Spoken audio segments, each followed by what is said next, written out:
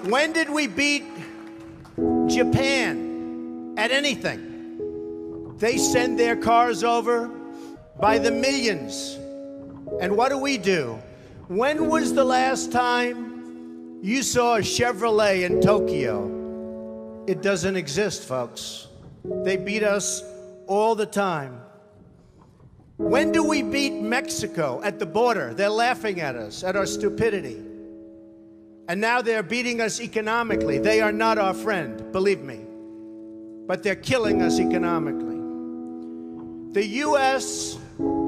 has become a dumping ground for everybody else's problems. Thank you. It's true. Islamic terrorism is eating up large portions of the Middle East. They become rich. I'm in competition with them. They just built a hotel in Syria. Can you believe this? They built a hotel. When I have to build a hotel, I pay interest. They don't have to pay interest because they took the oil that when we left Iraq, I said we should have taken. So now ISIS has the oil. And what they don't have, Iran has. And in and I will tell you this, and I said it very strongly, years ago, I said, and I love the military, and I want to have the strongest military that we've ever had, and we need it more now than ever, but I said, don't hit Iraq, because you're going to totally destabilize the Middle East. Iran is going to take over the Middle East. Iran and somebody else will get the oil, and it turned out that Iran is now taking over Iraq. Think of it. Iran is taking over Iraq, and they're taking it over big league. We spent $2 trillion in Iraq. $2 trillion. We lost thousands of lives, thousands in Iraq. We have wounded soldiers who I love. They're great. All over the place. Thousands and thousands of wounded soldiers. And we have nothing. We can't even go there. We have nothing. And every time we give Iraq equipment, the first time a bullet goes off in the air, they leave it. Last week I read 2,300 Humvees. These are big vehicles. Were left behind for the enemy. 2,000, you would say maybe 2, maybe 4, 2,300 sophisticated vehicles they ran, and the enemy took them. You're right.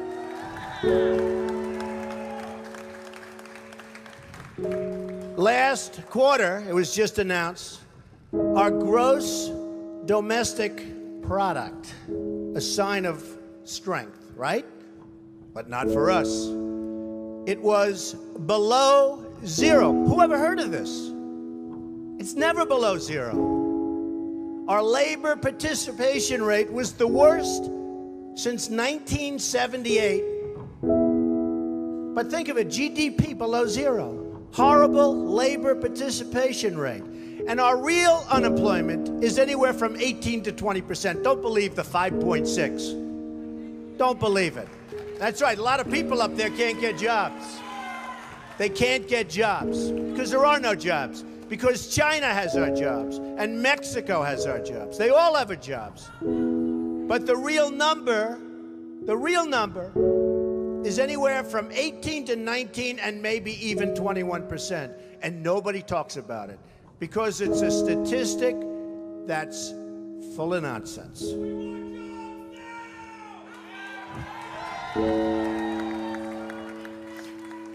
Our enemies are getting stronger and stronger by the day, and we as a country are getting weaker. Even our nuclear arsenal doesn't work. It came out recently. They have equipment that's 30 years old. They don't even know if it worked. And I thought it was horrible when it was broadcast on television, because boy, does that send signals to Putin and all of the other people that look at us and they say, that is a group of people, and that is a nation that truly has no clue. They don't know what they're doing. They don't know what they're doing. We have a disaster called the big lie, Obamacare. Obamacare. Yesterday it came out that costs are going for people up 29, 39, 49, and even 55%. And deductibles are through the roof. You have to get hit by a tractor, literally a tractor, to use it. Because the deductibles are so high, it's virtually useless. It is a disaster. And remember the $5 billion website. $5 billion we spent on a website. And to this day, it doesn't work. A $5 billion website. I have so many websites. I have them all over the place. I hire people. They do a website. It costs me $3. $5 billion website. I have so many websites. I have them all over the place. I hire people. They do a website. It costs me $3.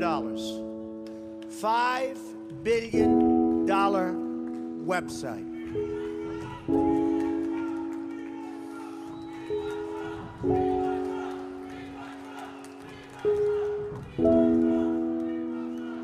Well, you need somebody, because politicians are all talk, no action. Nothing's going to get done. They will not bring us, believe me, to the promised land.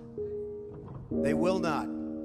As an example, I've been on the circuit making speeches, and I hear my fellow Republicans, and they're wonderful people. I like them. They all want me to support them.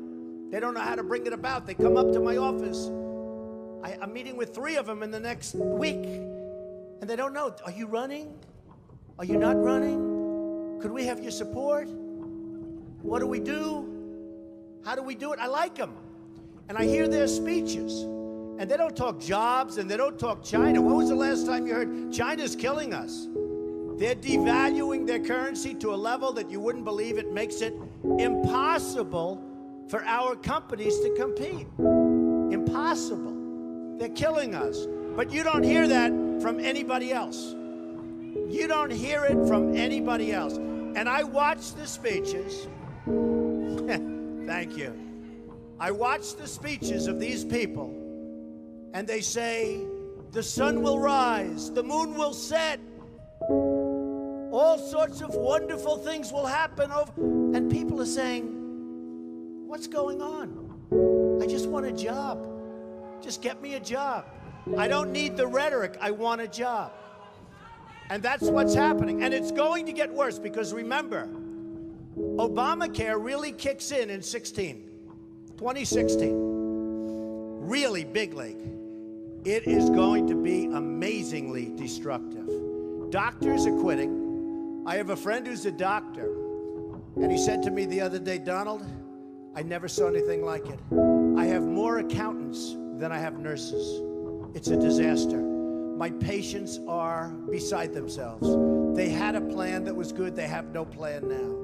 We have to repeal Obamacare, and it can be replaced. And it can be replaced with something much better for everybody. Let it be for everybody, but much better and much less expensive for people and for the government. And we can do it. So, I've watched the politicians. I've dealt with them all my life. If you can't make a good deal with a politician, then there's something wrong with you. You're certainly not very good. And that's what we have representing us. They will never make America great again. They don't even have a chance. They're controlled fully. They're controlled fully by the lobbyists, by the donors, and by the special interests. Fully. They control them. Hey, I have lobbyists. I have to tell you. I have lobbyists that can produce anything for me. They're great. But you know what? It won't happen. it won't happen. Because we have to stop doing things for some people, but for this country, it's destroying our country. We have to stop, and it has to stop now. Now, our country needs a truly great leader. And we need a truly great leader now. We need a leader that wrote The Art of the Deal. We need a leader that can bring back our jobs, can bring back our manufacturing, can bring back our military, can take care of our vets. Our vets have been abandoned. And we also need a cheerleader. You know, when President Obama was elected, I said, well, the one thing I think he'll do well, I think he'll be a great cheerleader for the country. I think he'd be a great spirit. He was vibrant, he was young. I really thought that he would be a great cheerleader. He's not a leader, that's true. You're right about that. But he wasn't a cheerleader. He's actually a negative force. He's been a negative force. He wasn't a cheerleader. He was the opposite. We need somebody that can take the brand of the United States and make it great again. It's not great again. We need somebody. We need somebody that literally will take this country and make it great again. We can do that. And I will tell you, I love my life. I have a wonderful family. They're saying, Dad, you're going to do something that's going to be so tough. You know, all of my life I've heard that a truly successful person, a really, really successful person, and even modestly successful, cannot run for public office. It just can't happen. And yet that's the kind of mindset that you need to make this country great again. So, ladies and gentlemen, I am officially running for President of the United States, and we are going to make our country great again.